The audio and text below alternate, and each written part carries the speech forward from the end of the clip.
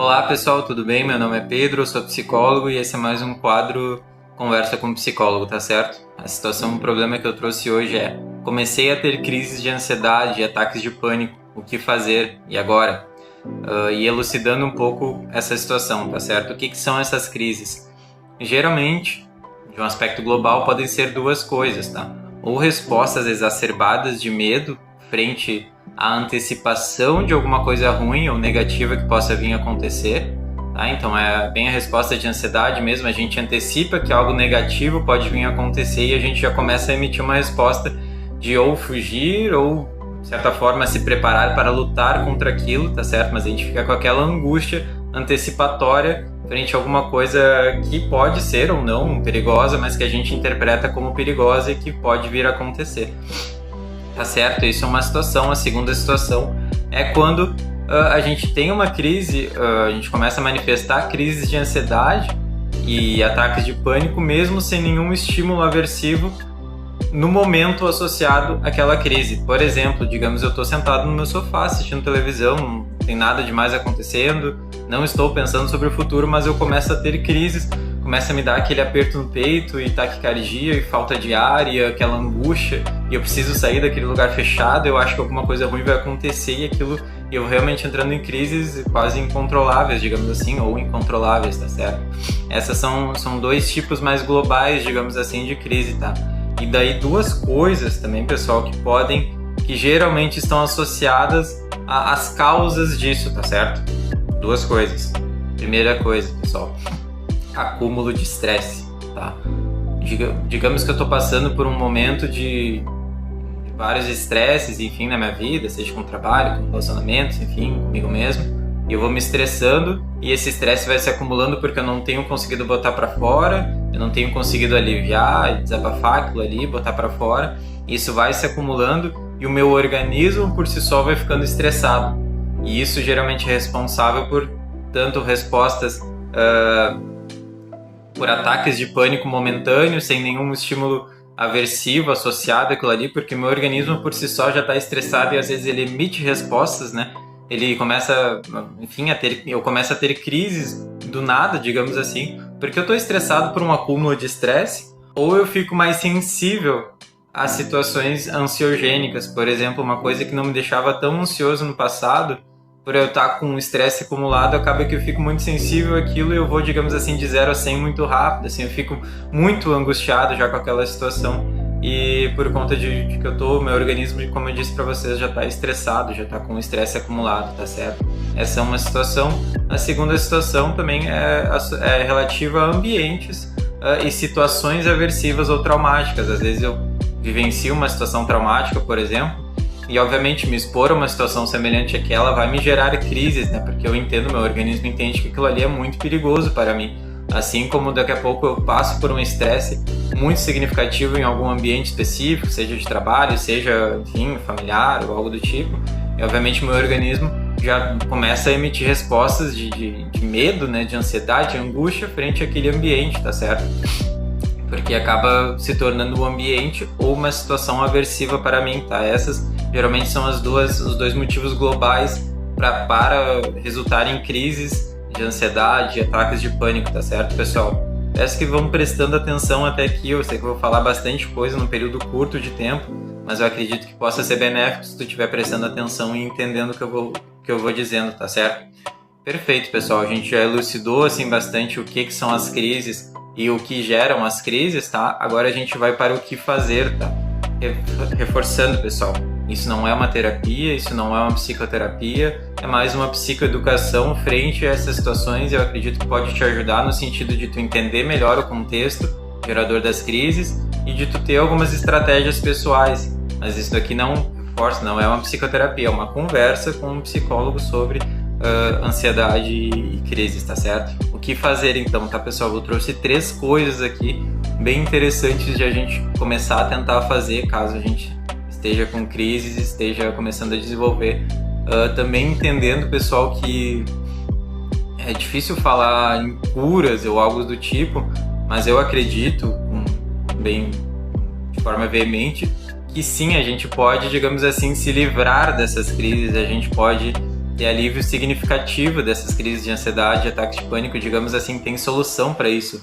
Se alguém disser para vocês, não, agora que tu começou a ter crise de ansiedade, ataque de pânico, já era para a vida toda. Não necessariamente, pessoal, eu não acredito nisso, acho que não. E para isso, inclusive, existem os tratamentos, psicoterapias e até tratamentos também psiquiátricos, às vezes, quando as crises são mais significativas, tá? Mas vamos lá, o que fazer? Primeira sugestão, pessoal, tá? Buscar se distrair com estímulos neutros. O que é isso? Eu também coloquei aqui como treinar a atenção. Muitas vezes a nossa atenção é responsável pelas nossas, digamos assim, crises de ansiedade, porque a gente acaba focando a nossa atenção em estímulos muito aversivos, e se a gente treinar um pouco a atenção, a gente consegue pegar esse, digamos assim, o farol que a gente vai colocando, pensar numa luz que fica apontada, digamos, para um estímulo aversivo, para um problema. Se a gente conseguir desviar isso aqui um pouquinho, muitas vezes vai aliviar, obviamente, porque a gente vai se distrair com outras coisas e a gente não vai estar mais prestando tanta atenção naquilo. Claro, não é fácil. A gente precisa realmente praticar o treino de atenção, tá certo, pessoal? E existem meditações, eu sugiro para vocês pesquisarem um pouco mais sobre mindfulness, que é bem a prática de atenção plena, tá? Que ajuda bastante a gente treinar a nossa atenção para desviar ela de estímulos aversivos para estímulos mais neutros, ou até mesmo estímulos mais interessantes e positivos, digamos assim, tá certo? Então, primeira estratégia é tu entender que tua atenção, muitas vezes quando tu tá com ansiedade, tá muito focada no estímulo aversivo, e que seria interessante tentar o quanto antes desviar essa atenção para outros estímulos, tá certo? Segunda dica, pessoal, identificar pensamentos automáticos e questioná-los, tá certo? E vamos pensar aqui numa coisa que eu trouxe no vídeo anterior, que é a associação positiva. Muitas vezes a gente tem pensamentos automáticos, que são pensamentos que vêm na nossa cabeça sem a gente controlar. Por exemplo, eu estou ali tranquilo, sentado no sofá, e começa a vir um pensamento na minha cabeça de que tudo vai dar errado. Ou enfim, que amanhã é segunda e meu dia vai ser horrível. E esse pensamento não quis que viesse, ele vem de forma automática, digamos assim. E aquilo começa a me angustiar, e eu começo a entrar naquilo, e começa a entrar no que a gente chama de pensamentos ruminativos, e aquilo fica me incomodando a tarde toda, de domingo, a noite toda, até que eu vou muito angustiado, eu não consigo dormir de noite, vou muito angustiado pro trabalho, e realmente acaba sendo um dia de trabalho muito difícil, muito ruim mesmo, tá certo? Então a gente primeiro identifica esses pensamentos quando eles aparecem, isso é um treino também, vai treinando de identificar esses pensamentos e tentar fazer, eu reforço, pessoal, pega essas duas palavras, associações positivas, tá? O que é isso, pessoal? É a gente pegar esse escopo, por exemplo, digamos assim, de que amanhã vai ser um dia muito ruim de trabalho, e a gente ampliar esse escopo, enfim, para algo maior, digamos. Não, mas podem ter coisas positivas, e a gente começa a identificar coisas que possam ser positivas no dia de amanhã.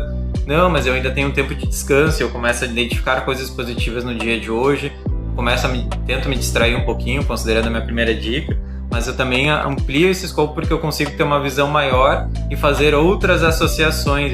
Já ativa quando tu vê que identificou um pensamento automático, negativo, já começa a pensar assim, não, peraí, eu preciso fazer outras associações, eu preciso associar com outras coisas essa situação e tentar associar com outras coisas positivas, tá? Porque eu acredito que isso possivelmente vai ser bom para mim, e realmente, geralmente tem muitos artigos que trazem que a associação positiva é efetiva para alívio de sintomas de humor negativos, né? E ansiedade, tá certo, pessoal?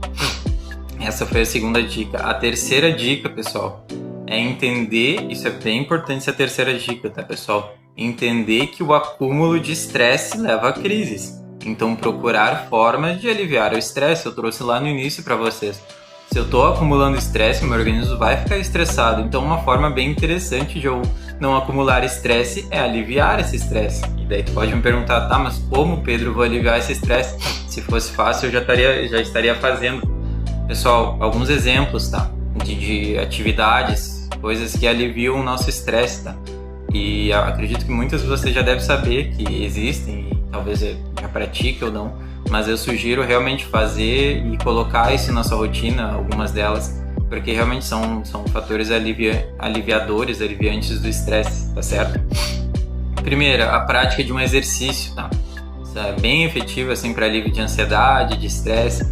uma corrida, lutas, essas práticas de luta, Muay Thai, Karatê, boxe, enfim, treinos, esses tipos de treinos são bem positivos.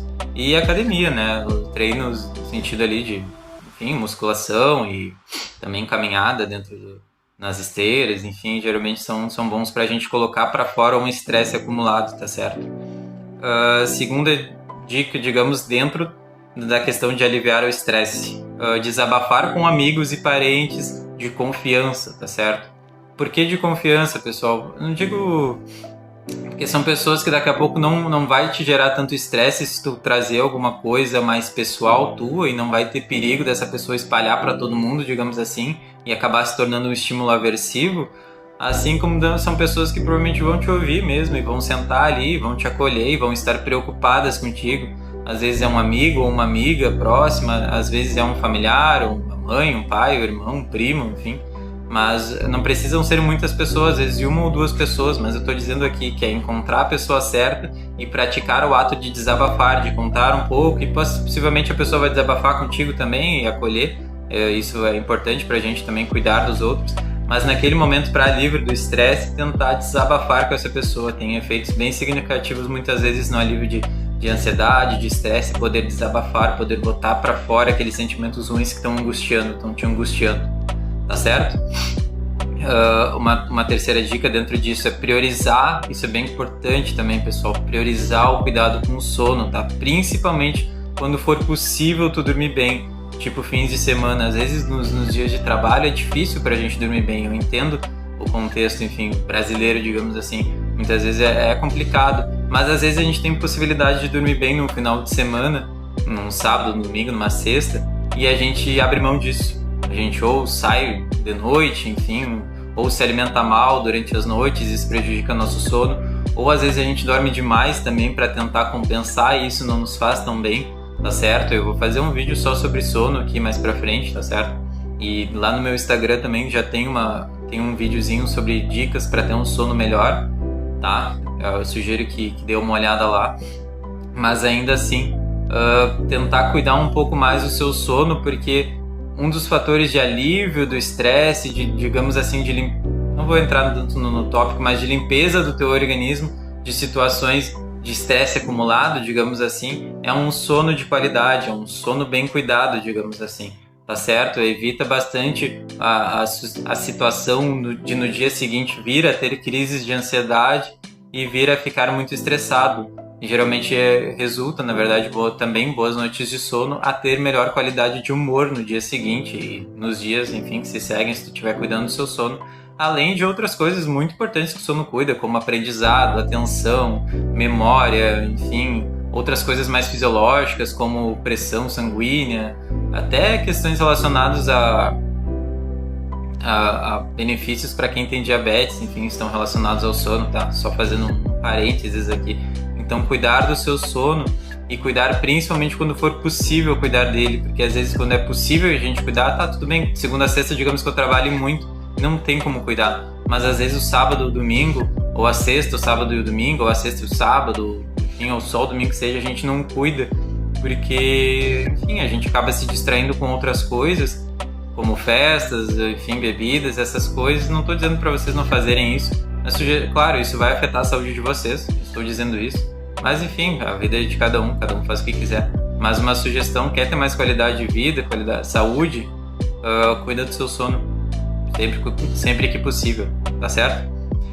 Por fim, pessoal, obviamente a minha última dica dentro dessa questão do estresse é evitar se expor a qualquer estresse desnecessário. Muitas vezes a gente se coloca em situações desnecessárias e acaba se estressando com isso, enfim, discussões desnecessárias, em atritos, em confusões desnecessárias que só nos prejudicam.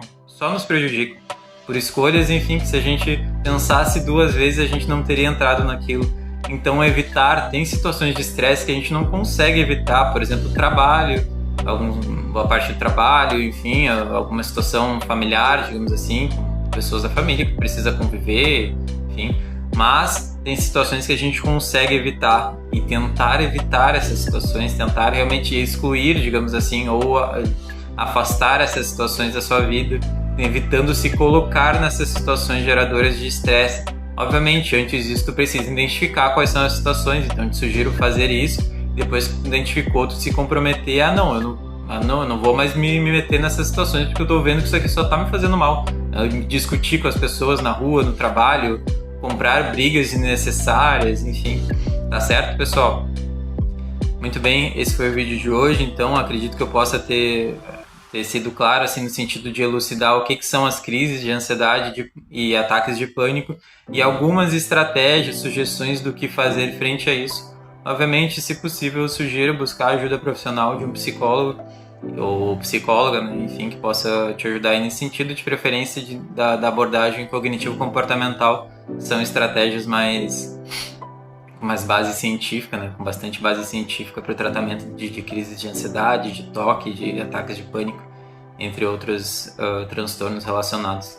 Tá certo, pessoal? Muito obrigado por assistir aqui. Eu gostaria que tu, se possível, mandasse também esse vídeo para alguma pessoa que tu acha que tem crises e diz para ela assistir, diz que pode ser importante, se tu achou que foi importante para ti também. Tá certo? Muito obrigado então, pessoal. Até mais.